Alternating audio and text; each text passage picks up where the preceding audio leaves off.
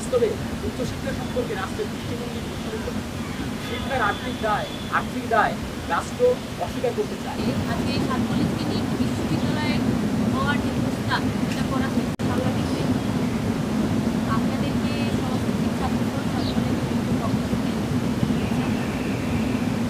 আপনারা জানেন যে 2017 সাল থেকে ঢাকা বিশ্ববিদ্যালয়ের অন্তর্ভুক্তির পরবর্তী সময়ে সাত কলেজের শিক্ষার্থীদের যে সংকট যখন অভ্যুত্থান পরবর্তী সময়ে ছেলেমেয়েদের দাবির প্রেক্ষিতে আজকে এই সাত কলেজকে নিয়ে বিশ্ববিদ্যালয়ে হওয়ার যে প্রস্তাব সেটা করা হয়েছে, সেটি নিয়ে আমাদের যে মতামত, অর্থাৎ নতুন যে অধ্যাদেশটা জারি করা হয়েছে এবং সেই খসড়া অধ্যাদেশ 2025 সেটা নিয়ে আমাদের যে মতামত, সমস্ত যে মতামত জানাতে আজকে আমাদের এই সংবাদ সম্মেলন।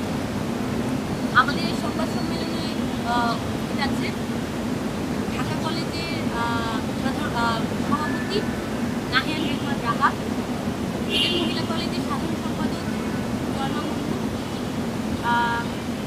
ঢাকা কলেজের সাধারণ সম্পাদক মশিউর রহমান খান এবং বাংলা কলেজের সংগঠক জুবাইর হোসেন জিহাদ, এছাড়া অন্যান্য ইউনিটের নেতৃত্ব। আমরা গতকাল আমাদের এই খসড়া প্রস্তাবনার উপরে রাখা মতামত আমরা শিক্ষা মন্ত্রণালয় বরাবর জমা দিয়েছি। আমাদের মতামত আমরা সেখানে পেশ করেছি। তারই প্রেক্ষিতে আজকে আমাদের এই সংবাদ সম্মেলন। আমাদের এই সংবাদ সম্মেলনে আমাদের প্রেস বিজ্ঞপ্তিটি পাঠ করবে ঢাকা কলেজের সভাপতি নাহিয়ান রেহমান রাহাত। বিশ্ববিদ্যালয়ের আসন সংখ্যা সংকোচনের কথা বলা হয়েছে। শিক্ষার মানোন্নয়নের স্লোগান তুলে আসন সংখ্যা সংকোচন করা মূলত উচ্চশিক্ষাকে সংকোচন করা। আবার আবাসন শিক্ষক সংকটের অজুহাত দেখিয়ে শিক্ষার্থী সংখ্যা কমানো হচ্ছে। অথচ প্রয়োজন অনুসারে অবকাঠামো নির্মাণ, সেকশন ভাগ করে পাঠদান এবং পর্যাপ্ত শিক্ষক নিয়োগ দেওয়ার মতো সহজ সমাধান না করে যখন প্রচুর সংখ্যক শিক্ষার্থী ছাঁটাই করা হয়, তখন বাস্তবে উচ্চশিক্ষা সম্পর্কে রাষ্ট্রের দৃষ্টিভঙ্গি প্রসারিত হয়। শিক্ষার আর্থিক দায় রাষ্ট্র অস্বীকার করতে চায়। তাই বিশ্ববিদ্যালয়ের রাষ্ট্রীয় বরাদ্দ দিন দিন কমাচ্ছে, ফলে হচ্ছে না অবকাঠামোগত উন্নয়ন, আর এই অজুহাত দেখিয়ে কমানো হচ্ছে আসন সংখ্যা। অথচ এর মাধ্যমে উচ্চশিক্ষার অধিকার থেকে বঞ্চিত হচ্ছে লক্ষাধিক শিক্ষার্থী। অন্যদিকে সরকারি বিশ্ববিদ্যালয় থেকে আসন কমানোর মাধ্যমে শিক্ষার্থীদের বাধ্য করা হচ্ছে বেসরকারি বিশ্ববিদ্যালয়ে ভর্তি হতে। এভাবে শিক্ষা ব্যবসায়ীদের হাত শক্ত করতে এবং কর্পোরেট ব্যবসায়ীদের স্বার্থ রক্ষার্থে বিশ্ববিদ্যালয়ের আসন সংখ্যা কমানো হচ্ছে। 14 অ্যাক্রেডিটেশন কাউন্সিলের মতামতে বিষয় নির্ধারণ করা হলে মৌলিক ও তত্ত্বীয় বিষয় সংকোচন ঘটবে।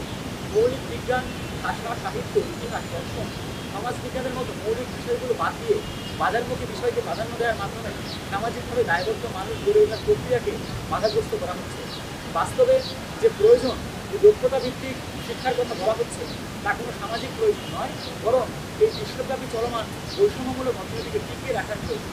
ফলে আজকের রাষ্ট্রের শিক্ষানীতির লক্ষ্য বাজারের উপযোগী মানুষ তৈরি করা। ফলে কর্মমুখী শিক্ষা, জীবন সম্পর্কিত শিক্ষা, এই শিক্ষা গ্রহণে কেউ বেকার থাকবে না, নিজেই নিজের কর্মসংস্থানের ব্যবস্থা করতে পারবে ইত্যাদি চটকদার মোড়কের আড়ালে মূলত মৌলিক ও তত্ত্বীয় বিষয়গুলোকে বাদ দেওয়া হচ্ছে। মৌলিক জ্ঞানকে বাদ দিয়ে ব্যবহারিক দিক সম্পর্কে জানলে কোনো বস্তু বা ঘটনা পূর্ণাঙ্গভাবে জানা যায় না, তো তৈরি হয় খণ্ডিত ধারণা। খণ্ডিত জ্ঞান নিয়ে পূর্ণাঙ্গ বিকশিত মানুষ হিসেবে গড়ে উঠতে যায় না। আমরা সংক্ষেপে আমাদের মতামতগুলো রাখলাম, পরবর্তীতে বিস্তারিত মতামত লিখিতভাবে আপনাদের কাছে পৌঁছে দেব। আপনারা আমাদের বক্তব্যকে বিবেচনা করবেন, এই প্রত্যাশা রইল। শুভেচ্ছা সহ সাত কলেজের শিক্ষার্থীদের পক্ষ থেকে নাহিয়ান রেহমান রাহাত, 18-19 প্রাণীবিজ্ঞান বিভাগ, ঢাকা কলেজ সভাপতি, সমাজতান্ত্রিক সংগঠন, ঢাকা কলেজ শাখা, সুমাইয়া আক্তার, 19-20 সমাজকর্ম বিভাগ, ইডেন মহিলা কলেজ, সাংগঠনিক সম্পাদক, সমাজতান্ত্রিক সংগঠন, ইডেন মহিলা কলেজ শাখা। সব থেকে সাত কলেজে ছাত্র, শিক্ষক সহ বিভিন্ন পর্যায়ে, বিভিন্ন মহলে, বিভিন্ন তৈরি পরিস্থিতি এবং বিভিন্ন আশঙ্কাজনক উদ্বেগজনক পরিস্থিতি তৈরি হচ্ছে। এই বিষয় সম্পর্কে যে বর্তমান ঐতিহ্য সম্পদ, সেই সম্পর্কে আমাদের সংক্ষিপ্ত মতামত তুলে দিচ্ছে আমাদের। গত 24 সেপ্টেম্বর ঢাকা কেন্দ্রীয় বিশ্ববিদ্যালয়ের খসড়া অধ্যাদেশ প্রকাশিত হলে এই অধ্যাদেশকে কেন্দ্র করে ঢাকার সাত কলেজের অনার্স এবং ইন্টারমিডিয়েটের শিক্ষার্থী, শিক্ষক, কর্মকর্তা, কর্মচারীদের মধ্যে একে বিরোধ করেছেন তৈরি। এর ফলস্বরূপ গতকাল 14 অক্টোবর মঙ্গলবার নিউ মার্কেট এলাকায় ঢাকা কলেজের একজন স্নাতক পুরো শিক্ষার্থী আহত হয়েছে। এর আগে 13 অক্টোবর সোমবার ঢাকা কলেজে সংঘর্ষের ঘটনা ঘটে এবং সেখানে একজন শিক্ষার্থী বেশ আহত হয়েছেন। টিচার্স লাউঞ্জের গাছ ভাঙার খবরে নানা অপ্রীতিকর ঘটনা ঘটেছে। এর আগেও ছাত্রদের মধ্যে নানা ধরনের দ্বন্দ্ব সংঘাত তৈরি হয়েছে। পাশাপাশি ছাত্র শিক্ষক সম্পর্কেরও অবনতি ঘটছে দিন দিন।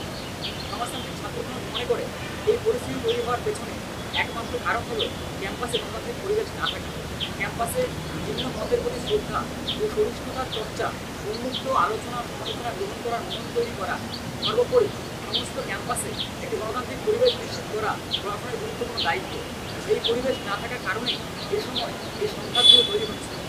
আজকের দিনে যেভাবে ছাত্র কিংবা ছাত্র শিক্ষকদের মধ্যে নানা রকম বিভেদ, বিচ্ছিন্নতা এবং সংঘর্ষ দেখা যাচ্ছে তা কিন্তু অতীতে ছিল না। আমরা ইতিহাসের দিকে তাকালে দেখতে পাই ডক্টর শামসুজ্জোহা, রবীন্দ্রচন্দ্র দেবের মতন শিক্ষকদের দেখতে পাই ছাত্র শিক্ষক কাঁধে কাঁধ মিলিয়ে লড়াই করেছেন দেশের প্রতিটি গণতান্ত্রিক আন্দোলনে। 24-এর গণ আন্দোলনেও আমরা দেখেছি কীভাবে শিক্ষক এবং শিক্ষার্থীরা একসাথে মাঠে লড়াই করেছেন। শিক্ষকরা ছাত্রদের সামনে ঢাল হয়ে দাঁড়িয়েছেন, ছাত্ররা প্রচণ্ড নত হয়েছেন শিক্ষকদের সামনে। কিন্তু আজকের সম্পূর্ণ ব্যক্তি স্বার্থের দ্বন্দ্বে নিজেদের মতের প্রতি উগ্র মনোভাব ধারণ করার কারণে ছাত্রদের মধ্যে বিভেদ তৈরি হচ্ছে, ছাত্র শিক্ষক সম্পর্কের অবনতি হচ্ছে।